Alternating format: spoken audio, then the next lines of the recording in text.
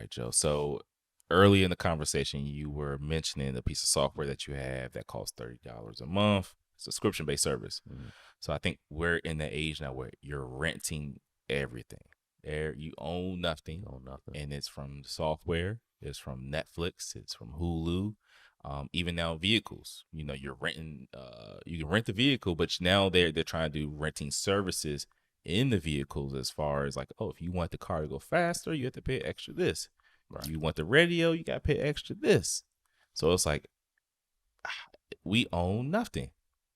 You know, everything's a subscription-based model. Even in IT enterprise environments, you're renting AWS, Cloud space. cloud space. So it's like, is it actually cost efficient? You know, on the front end, you might think, oh, okay, I only have to pay $100 a month. But if the company has their hands in my pockets for the rest of this company's life, Yeah. at the end you're paying more money, you know, because they want to get everything off prem with having the physical servers and all that stuff. Right. Which you're saving money up front, but in the long run, they can up the price on you down the road, and you have to pay it. They have your data. choice. They have control of your data, which is the most important piece of a company is your data. Mhm. So like, what do you do? I don't think there is anything you can do. Yeah. You know, I mean, same with music. You use streaming apps. Mm. You know, nobody owns physical music media anymore or movies like Movies, that. yeah. You can still go and get Blu-rays, Yeah. you know, but most time people watch it and they stream it. But when your internet goes down, you don't have access to a lot of the stuff. You don't have access to your AWS computing, no Netflix, no music, nothing. What happens if Netflix goes under? What happens to all their content? That's original Netflix content. Somebody probably buys it. Yeah, Somebody buys it. because they own that. That's their Yeah, their they own that. their Yeah. property right Yeah. there. They'll sell it hopefully. Yeah, somebody will buy it. Some company will be like, okay, we can take these properties and use them for something. You know, I Mhm. mean, Stranger Things, and they have some. You have to buy all of them, but you're going to get some that are going to be home run hits. So And most of the software you use, I mean, even the editing software we use, Mm-hmm. you know, Yeah. from Adobe products, you used to have to pay thousands of dollars to get the whole suite. Mm-hmm. But now they do yearly updates, which is like, okay, now you may pay $50 a month depending on how many apps you have. It's like, oh man, it's so much more sometimes it's affordable. monthly updates on Adobe. Yeah, it is. But I'm talking about large Big overhaul updates. Yeah, product gotcha, features. gotcha. Yeah. So Even plugins. and plugins. But Yeah. what happens is the downside of that is, you get to have a more affordable. The entry to get the software is a lot lower. Mm-hmm. But in the long run, you kind of become a beta tester.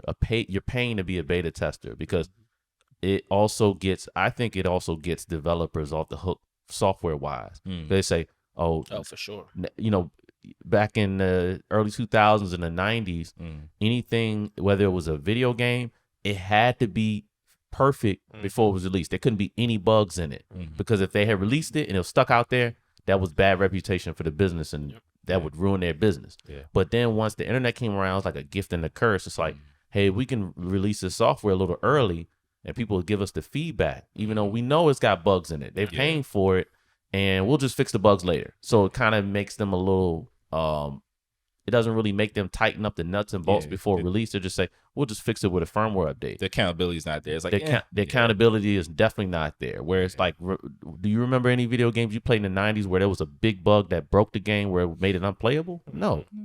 It might have been some little glitch that happened here and there, but it didn't make it unplayable. Where now you can have you know what game I'm going to say? Probably cyber. Yeah, I'm not going to say the whole thing. A cyber situation where it's just unplayable. They threw out a piece of trash and That was terrible. Yeah, it was terrible. I mean, And they had to take it off of the Sony store and all that type of stuff. Exactly. you've never seen nothing like that where Never. quality control's like, hey man, this is unbearable. Like, get it out of here. Exactly. I think some of that was trying to meet a deadline. Yeah. Where they should have just pushed the deadline back. Like just wait. And they were trying to make that money. But I have seen, especially like you're saying, Joe, in games, like some games are like beta for years. Yeah. I mean, 2 years and this game is still considered a beta. Yeah. You know, but you bought it already and you're playing it, and then you'll get an update like, oh, okay, that's better. Okay, that's And better. you don't own it because it's not physical. It's digital. Right. They're using the people as beta testers to validate and figure out what the bugs are. Oh, okay, find the bugs, let us know, and then we'll fix them. Plus they're using them as money, So it's as an investment as well. It's like, oh, okay, we're not really ready, but if you want to play this game at this level, we can get money from it, and we can use that money Continue to develop the game. Right.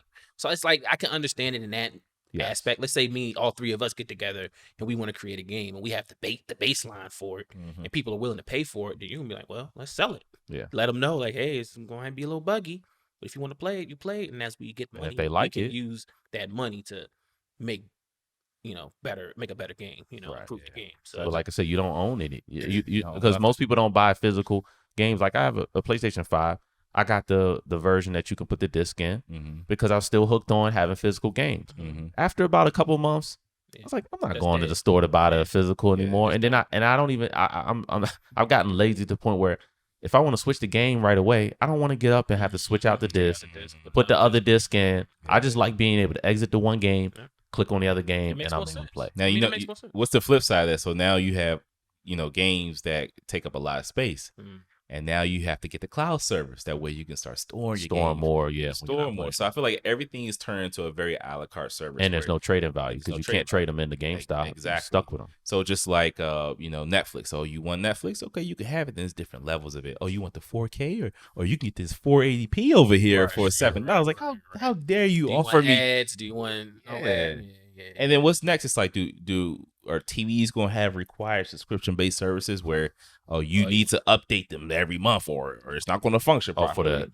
For the user interface. For the user interface. Or you want 4K on your TV, you gotta pay a monthly fee, whereas 1080p is and I feel like we're trickling in that direction where it's like everything is gonna be a monthly fee. Nickel and dime little features of something that I've already paid. The bulk of just like with the cars. I already paid for the car. Now you're nickel and diming me for the features that I paid for? And it's already in the car. That's in the car. We're just flipping the switch on for you. Right. No, because we give you updates. I don't care about your updates. And another thing they're doing is a lot of things is like even stuff that you own, they don't want you to be able to repair it or fix it. Or take care of it. They don't want you to be able to touch it at all. You got to go to them to repair it or them to fix it. That's how you truly know you don't own it then.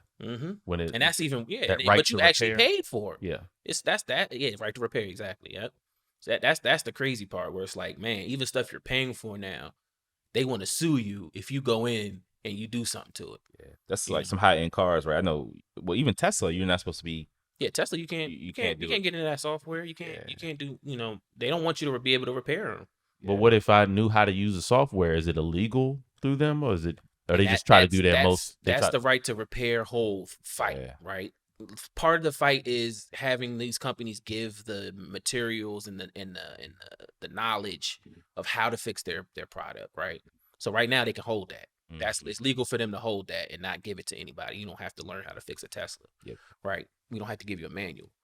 But then the other side of it is I forgot my train of thought. Well, this is a black guy on YouTube who started Richie Bills. Richie Bills, yeah. He actually was one of the first people, at least that I've seen, that was fixing Teslas, and he was showing like how he gets parts. You can't just call Tesla and say, hey, I need this particular part. I know it's broken. Oh, you can't do that. So he will buy other broken down Teslas, take parts off of the broken ones, put them together, and now he has a functioning Tesla.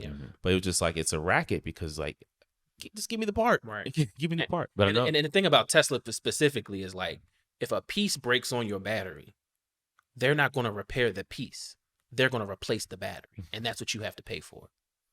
You get what I'm saying? Like, it's like this little plastic thing broke off, right? And there's even a video he has where he repaired a car for like $100 that would have cost $15,000 if they took it to Tesla. Because it was a little plastic piece that broke off.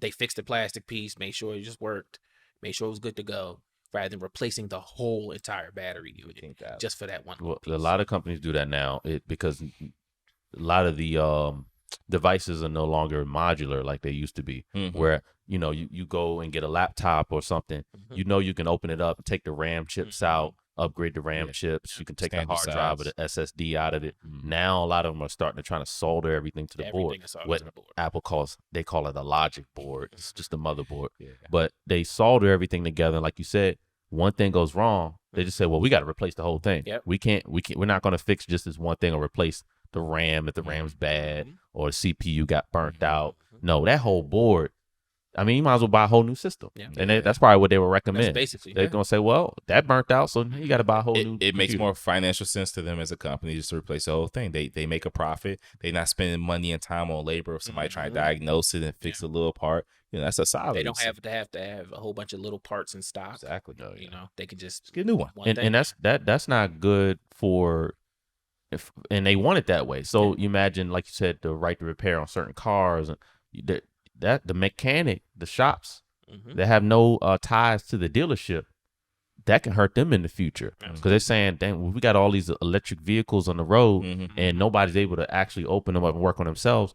What does that do to the mechanic that's in business for themselves, or somebody that works on computers themselves, fix laptops?" They said, well, I'm not allowed to work on this. So they work on iPhones or Android phones as a business. Takes them like out. those iFixit shops. Yeah, it takes them out. Yeah, unless they have a particular license with Apple or those companies that they would probably charge them every month a crazy fee to maintain, you know, which is another way they can make money. So I mean, I think that's the road we're headed on. Definitely, yeah. As things develop, like with the EV vehicles, you know, there's no longer, I can just call my mechanic and he can swing over here and change out a piece on the motor. Nah, everything's electronic now. So you're going to be forced to go to the dealership and pay that fee. That high fee. And you got to realize, like with electric cars, there's no oil changes, there's no fluids, there's, you know, so they're losing a lot of money in repairs when they switch to these electric cars. So they're going to want to take back whatever they can get and whatever, you know. So if they can keep their stuff proprietary and nobody else can, you know, fix it, then that's how they're going to keep it as long as they can, because they want to make that money. And especially since they're losing out on a lot of their, you know, maintenance.